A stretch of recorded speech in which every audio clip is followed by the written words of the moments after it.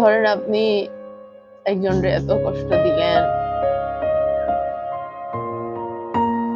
যে সে খাইতে বসেও কানলো,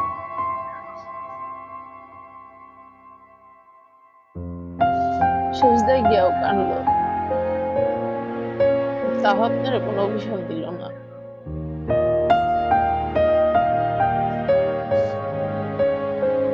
কোনো একদিন সে আকাশের দিকে তাকায়া একদিন শ্বাস ফেলল।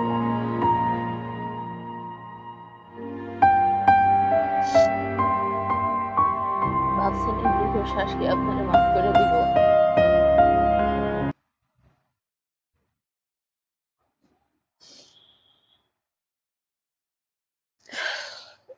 জীবনে কারো দীর্ঘশ্বাসের কারণ হয়েন না।